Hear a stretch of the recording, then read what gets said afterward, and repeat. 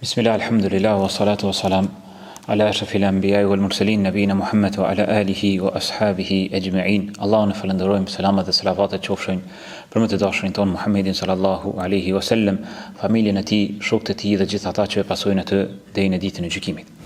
Ose ndoshta jemi në duan tjetër kuranore ku Allahu i lartësuar e ka përmbyllur surën Bekare me një lutje të besimtarëve të cilët ju janë nënshtruar dhe ju janë bind urdhrit të Allahut të lartësuar. Nëse e shohim këtë lutje madhështore që kanë ardhur edhe shumë hadithe për vlerën e saj, e shohim që surja Bekare është e përmbushur me dispozita të fesë islame dhe janë bë obligim në të gjendet obligimi i agjerimit, pastaj përmendet haxhi, përmendet zakati, përmendet namazi, edhe dispozita tjera gjetse. E shohim që është në pikun e harmonisë ose përputhshmërisë kjo përmbyllje e surës me këtë ajet. Është fjala kur Allahu i lartësuar ju tregon besimtarëve që do t'i merrni llogari edhe për ato çfarë kanë në gjokset e tyre, apo edhe ato çfarë i mbajnë të fshehur, apo edhe ato çfarë i qesin në publik. Atëherë shkojnë sahabët e pejgamberit sallallahu alaihi wasallam, hadithin të cilën e kemi përmendur, dhe ulën në gjunjë dhe i thojnë që nuk kemi mundësi mi përballu. Nuk kemi mundësi me bo ball këtë përgjithësi të madhe. Pastaj i spret lehtësimi dhe pejgamberi sallallahu alaihi wasallam ju thot: "Thuani sami'na wa ata'na", dëgjuam dhe u bindëm dhe u nështruam, dhe mos u bëhej sikur i thartë të librit të cilët kanë thonë sami'na wa asayna, dëgjuam dhe refuzuam. Dhe pasi që besimtarët i bindën urdhrit të pejgamberit sallallahu alaihi wasallam, ju vjen edhe lehtësimi, duke thënë: Rabbana la tu'akhidhna in nasina aw akhta'na. O Zoti jon, mos na merr në llogari, mos na gjyko nëse harrojmë apo gabojmë. Rabbana wala tahmil alina isran kama hamaltahu ala alladhina min qablina. O Zoti jon, mos na ngarko me ndonjë dispozit, me ndonjë detyrim siç ju ke ngarkuar popujve të mëparshëm. Rabbana wala tuhammilna ma la taqata lana bih. Mos na ngarko me atë çfarë nuk mujmë bë ballë, çfarë nuk mujmë kry deri në fund. Fa'fu anna, dhe falna duke na i fshi gjurmët e mëkateve. Waghfir lana, dhe falna, kjo falje shtesë duke ti mbulu gjunahet edhe nuk të merr në llogari për to dhe nuk dënon për to. Dhe është i kënaqur Zoti me këtë falje. Warhamna, përsëri shtesë, mëshirona, bëna mirë, anta maulana, nga se ti je mbrojtësi jon, ti je rujtësi jon, fansurna, jepna fitore alal qaumil kafirin, ndaj popullit jo besimtar. Dhe Allahu i lartësuar në hadithin qudsi, që pas gjitha këtyre lutjeve të besimtarëve ka thonë na'am, po, ju ka përgjigj lutjes së besimtarëve. Dhe kjo përgjigje e lutjes ka ardhur si përgjigje ose si nënshtrim i tyre së pari ndaj Allahut të lartësuar me fjalën e tyre sami'na wa ata'na, dëgjuam dhe u nështruam. Në lidhje me këto dy ajetet e fundit të surës Bekare kanë ardhur hadithe që tregojnë vlerën e tyre.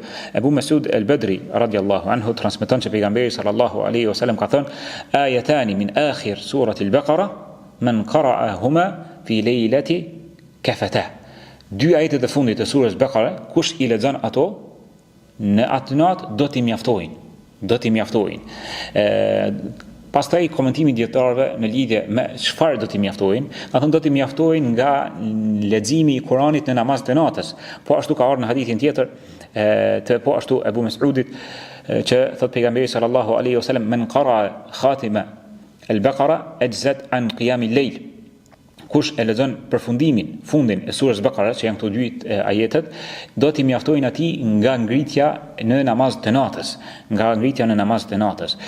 Pastaj dietarët janë shtruar në komentim të kësaj çfarë do t'ju mjaftojnë, kanë thonë që do t'i mjaftojnë nga leximi i Kuranit, nga wirdi që kanë pas, do t'i mjaftojnë nga çdo e keqe që mund t'i godas pej të këqijave, ligësive të njerëzve dhe gjinëve, do të jenë në mbrojtje, po ashtu nga shejtani për 3 net radhazi, ka ardhur në një hadith tjetër të Nu'man ibn Bashirit që thot pejgamberi sallallahu alaihi wasallam inna Allaha kataba kitaban wa anzala minhu ayatayn khatama bihima surat al-Baqara. Allahu i lartësuar ka shkruar një libër dhe prej tij i ka zbritur 2 ajete të fundit të surës Baqara. Kush i lexon ato në atë shtëpi nuk do të afrohet shejtani dhe nuk do të bën ligësi për 3 net me radhë. Pra do t'i mbroj nga urinimi i shejtanit në veshët e birit të Ademit, po ashtu nga lidhja e nyjeve cytëse dhe përshpëritjet e tjera prej shejtanit që jo hedh bijve të Ademit. Dhe këto tregojnë për vlerën e madhe të këtyre 2 ajeteve të fundit të surës Baqara. Po ashtu ka ardhur në hadithin e Ibn Abbasit ku thotë që një ditë prej ditëve ka ardhur Xhibrili alayhis salam te pejgamberi sallallahu alaihi wasallam dhe e ka ngritur kokën kur pasi që i ka dëgjuar disa zhurma në qiell dhe kur e ka ngritur kokën dhe e ka pa i thot pejgamberit sallallahu alaihi wasallam Xhibrili thot kjo është një derë që është hap në qiell, nuk është hap asnjëherë më përpara. Ka zbrit prej saj dhe prej saj zbret një melek. Thot ky melek ka zbrit në tokë që nuk ka zbrit një herë më përpara. E përshëndet pejgamberin sallallahu alaihi wasallam dhe i thot ebshir, myshde me 2 drita që të janë dhënë ty e nuk ju kanë dhënë asnjë pejgamberi më përpara. Cilat janë ato 2 drita? Thot Fatihatul Kitab, surja Fatiha që është hapse e Kuranit, wa khawatim suratul Baqara dhe përfundimi i surës Baqara. Dhe thot në këtë hadith lan taqra bi harfin minhuma illa u'tita. Nuk ndodh që mi lexu çdo shkronjë që e lexon për këtyre 2 surave, përveç se do të përgjigjet Allahu i lartësuar dhe do të jepet ajo çfarë kanë këto 2 sure. Pra e shohim që vlera e këtyre 2 ajeteve që në to përfshihet kjo lutje kuranore nuk është e çfarëdoshme. Andaj besimtari sapo ta dëgjoj vlerën e këtyre ajeteve, që siç ka thënë Aliu radhiyallahu anhu, nuk e di që dikush ka dëgjuar për vlerën e këtyre 2 ajeteve dhe është logjikshëm, është i shnosh precizisht, vetëm se do t'i lexonte vazhdimisht këto, domethënë çdo net mi lexu këto 3 ajete të fundit të surës Baqara. Ka ardhur vlera për 2 ose për 3 ajete të fundit të surës Baqara. Amana ar-rasulu bima unzila ilayhi deri në fund, e cila e përfshin edhe këtë lutjen e besimtarëve që janë përgjigjur pejgamberit në urdhrin e tij të thonë sami'na wa ata'na. Nëse shohim se cilat janë ato kuptimet e kësaj lutje madhështore, shohim që fillimisht besimtarët në këtë lutje thojnë që Allahu i lartësuar mos mi marrë në llogari për gabimet edhe për harresën e tyre. Ndërkohë që pejgamberi sallallahu alaihi wasallam ka treguar inna Allaha qad tajawaza an ummati al-khata wal nisyan wa mastukrihu alayhi. Allahu i lartësuar nuk i marrë në llogari umetit tim atë çfarë bëjnë gabimisht, nga harresa apo nga imponimi detyrueshëm. Këto janë ato 3 çështje për të cilat pastaj kanë ndikim edhe një dispozita xhetse të fikut. Ta zojmë për shembull dikush që gabon nga harresa ose nuk e di dispozitën në namaz, domethënë e ka se vises dhe mi plotsu namazin, apo dikush harron dhe han për gjatë Ramazanit apo pin ujë, atij nuk i prishet agjërimi, po vazhdon agjërimin. Po ashtu për shembull dikush e bën ndonjë shkelje apo lëshim gjatë kryerjes së haxhit, po ashtu ka kompenzim edhe për të xhexhes. Pra këtu e shohim që Allahu i lartësuar duke e pa natyrën e njerëzve, pas surës Baqara ku janë ligjsu një mori e madhe e dispozitave, tregon që njerëzit bijnë në lëshime, bijnë në gabime, harrojnë.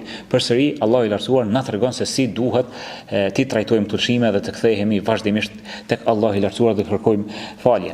Pastaj Allahu i lartësuar na edukon neve se të kërkojmë atë që mund ta bëjmë ballë.